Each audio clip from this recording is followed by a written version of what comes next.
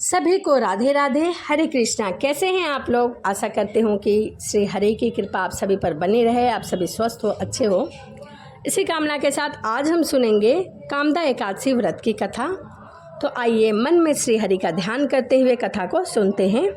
युधिष्ठिर ने पूछा, वासुदेव आपको नमस्कार है, कृपया आप यह बताइए कि चैत्र शुक्ल पक्ष में किस नाम की एकादशी होती है? भगवान श्री कृष्ण बोले, हे राजन, एकाग्रचित होकर सुनो, मैं तुम्हें बताता हूँ।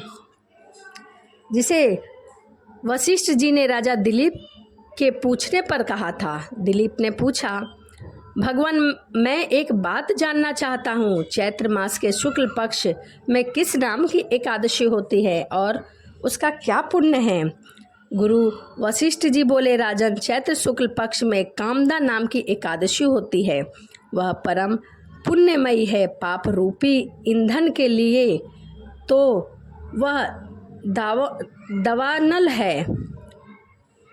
प्राचीन काल की बात है, नागपुर नाम का एक सुंदर नगर था जहाँ सोने के महल बने हुए थे। उस नगर में पुंडरीक आदि महाभयंकर नाग निवास करते थे। पुंडरीक नाम का नाग उन दिनों वहाँ राज्य किया करता था। गंधर्व, किन्नर और अप्सराएं भी उस नगरी का सेवन करती थी। वहाँ एक श्रेष्ठ अप्सरा थी जिसका नाम ललिता था। उसके साथ ललित नाम वाला गंधर्व भी था। वह दोनों पति पत्नी के रूप में रहते थे। दोनों ही परस्पर काम से पीड़ित रहा करते थे। ललिता के हृदय में सदा पति की ही मूर्ति बसी रहती थी और ललित के हृदय में सुंदरी ललिता का नित्य निवास करता था।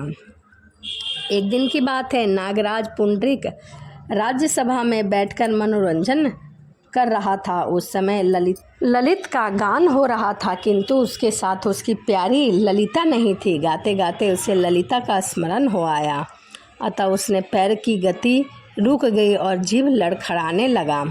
नागों के श्रेष्ठ ने ललित के मन का संताप ज्ञात हो गया, अतः उसने राजा पुंडरीक को उसके पैरों की गति रुकने और गाने में त्रुटि होने की बात बता दी।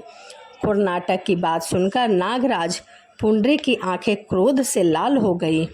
उसने गाते हुए कामातुक ललिता को श्राप दिया, अरे दुर्मुख, तू मेरे सामने गान करते समय भी पत्नी के वंशीभूत हो गया है, इसीलिए तू राक्षस हो जा।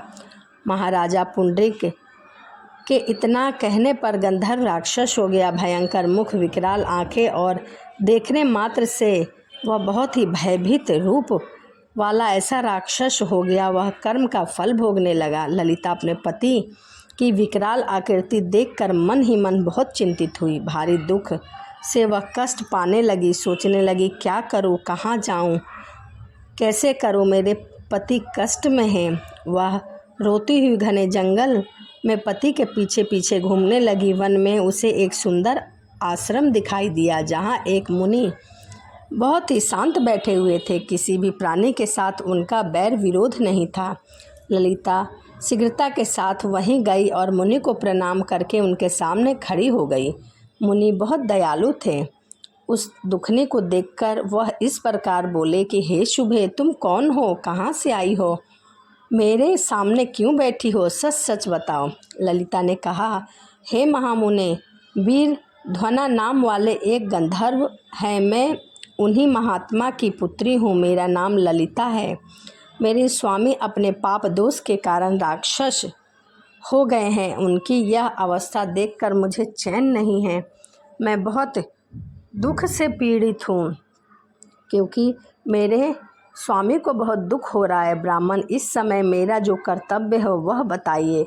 हे विप्रे, जिस पुण्य के द्वारा मेरे पति राक्षस भाव से छूट जाएं, उसका उपदेश दीजिए। ऋषि बोले, हे भद्र, इस समय चैत्र मास के शुक्ल पक्ष की कामदा नामक एकादशी तिथि है जो सभी पापों को हर लेती है और वह बहुत उत्तम है। तुम उसी का विधि पूर्वक व्रत करो, पूजा करो और उसी के पुण्य से तुम्हारे स्वामी ठीक हो जाएंगे और उसी का पुण्य देने से यह श्राप दोष से मुक्त हो जाएंगे। राजन, मुनि का यह वचन सुनकर ललिता को बड़ा हर्ष हुआ। उसने एकादशी को उपवास करके द्वादशी के दिन उन ब्रह्मा ऋषि के समीप ही भगवान वासुदेव के श्री विग्रह के समक्ष अपने पति के उद्धार के लिए वचन कहा। मैंने जो यह कामदा एकादशी का उपवास किया, व्रत किया, उसके पुण्य के प्रभाव से मेरे प्रति का राक्षस भाव दूर हो जाए। वशिष्ठ जी कहने लगे। ललिता के इतना कहते ही उसी क्षण ललित का पाप दूर हो गया। उसने दिव्य देह धारण कर लिया, राक्षस भाव चला गया और पुनः गंधर्व तत्व की प्राप्ति हो गई। नृपश्रेष्ठ, यह दोनों पति पत्नी कामदा के प्रभाव से पहले की अपेक्षा से भी अधिक सुंदर रूप धारण करके विमान पर आरूढ़ होकर अत्यंत शोभा पाने लगे। यह जानकर इस एकादशी के व्रत का अत्यंत पूर्वक पालन करना चाहिए। मैंने लोगों के हित के लिए तुम्हारे सामने इस व्रत का वर्णन किया है। कामदा एकादशी ब्रह्म हत्या आदि पापों तथा पिशाचत्व आदि दोषों का नाश करने वाली है। हे राजन, इसके पढ़ने और सुनने से वाजपेयी यज्ञ का फल प्राप्त होता है। तो यह कामदा एकादशी व्रत की कथा थी। वीडियो आपको कैसी लगी कमेंट करके ज़रूर बताइएगा।